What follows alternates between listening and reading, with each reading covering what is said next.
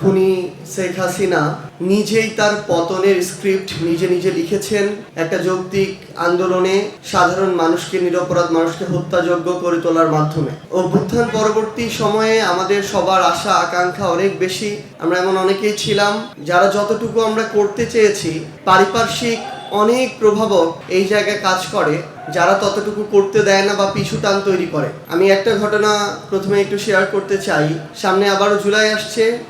17 জুলাই এই ক্যাম্পাসে বিভিন্ন আইনশৃঙ্খলা রক্ষাকারী বাহিনীকে ব্যবহার করে ঢাকা বিশ্ববিদ্যালয়ের হলগুলো থেকে জোরপূর্বক সকল শিক্ষার্থীকে বের করে দেওয়া হয়। এবং এর পূর্ববর্তী সময়ে যারা আন্দোলন করছিল, সমন্বয়কের দায়িত্বে ছিল বা সামনে ছিল, তাদের সাথে রাষ্ট্রীয় বিভিন্ন বাহিনী, প্রধানমন্ত্রীর কার্যালয় থেকে আসা বিভিন্ন ধরনের এজেন্সিকে এই দায়িত্ব দেওয়া হয় যে কোনো মূল্যে চাপ তৈরি করে এই আন্দোলনটা যেন থামানো হয়। এই প্রক্রিয়ার অংশ হিসেবে এনএসআই, এসবি, ডিবি, ডিজিএফআই প্রত্যেকটা সংস্থা এই ক্যাম্পাসেই বিভিন্ন জায়গায় আন্দোলনের সময়, পূর্বে, পরে আমাদেরকে জোরপূর্বক ডেকেছে, কথা বলেছে, তাদের মতো করে অনেক কিছু করতে বলেছে।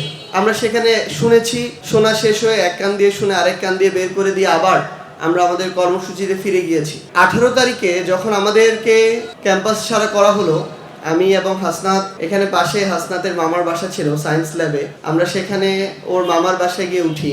ডিজিএফআই তাদের এটা প্রধানমন্ত্রীর কার্যালয় থেকে তাদেরকে দায়িত্ব দেওয়া হয়েছে যে কোনো মূল্যে প্রথম সারির সমন্বয়কদেরকে 5 জন 7 জন 10 জনকে নিয়ে 3 4 5 জন মন্ত্রীর সাথে বসাতে হবে। এটা তাদেরকে প্রতিষ্ঠান হিসেবে দায়িত্ব দেওয়া হয়েছে।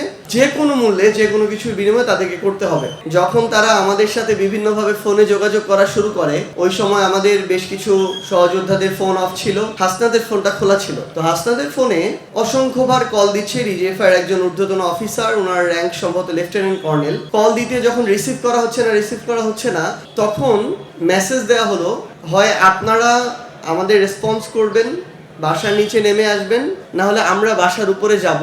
আপনারা যে বাসায়, যে ফ্ল্যাটে থাকেন, জানালাটা খুললে নিচে তাকালে রাস্তায় আমাদেরকে দেখতে পাবেন। তো আমরা চাচ্ছি না আপনাদের পরিবারকে এখানে এঙ্গেজ করতে। তো আমরা সম্ভবত 15-16 তলায় ছিলাম।